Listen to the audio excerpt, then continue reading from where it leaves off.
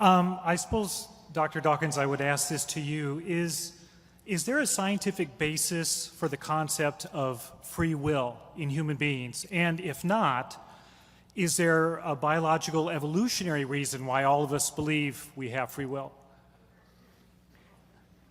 The late Christopher Hitchens, when asked, does he believe in free will, replied, I have no choice.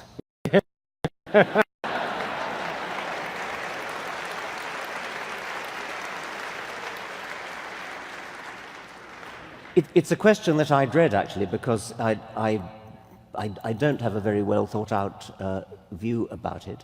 I think that, I have a materialist view of the world. I think that that things are determined in a rational way by antecedent events. And so that commits me to the view that when I think I have free will, when I think that I'm exercising free choice, I'm deluding myself, that my brain states are determined by physical events.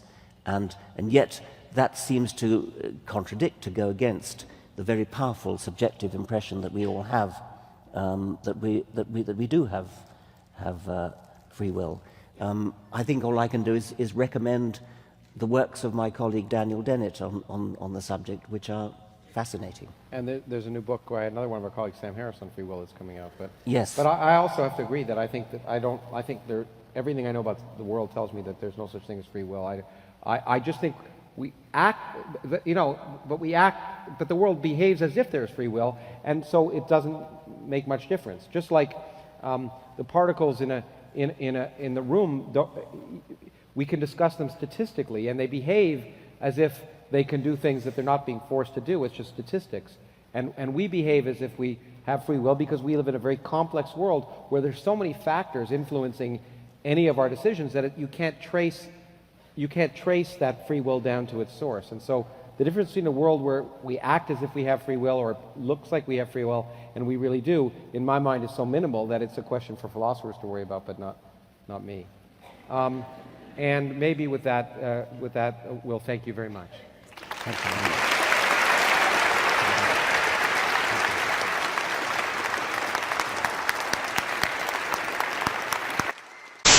And so if naturalism is true, then the person who's propounding it why? Because his or her brain has required them by the laws of physics and chemistry and biology to say this sort of thing. It's not as though they have the freedom and self-awareness to think about different theories, evaluate evidence, and make a choice as to which is right or wrong. They just have to say whatever they have to say. And that's why the irony is that a naturalist would promote naturalism and try to tell people it's true. You should believe that and not supernaturalism. The answer is, if naturalism is true, so that your brain is just working on the laws of physics, then you have no reason to believe naturalism is true. It's just the laws of physics requiring you to say that. Which is just to say, if naturalism is true, there's no reason to say that naturalism is true. You're just forced to say that, just like I'm forced by the laws of physics to say the opposite. Unbelievers cannot even account for why we argue with each other then, can they? On their assumptions, there's no argument because there's no freedom to choose the truth over against error. There's just the laws of physics governing my brain to say and do whatever it does. The unknown God. When somebody offends you, they gotta pay, but when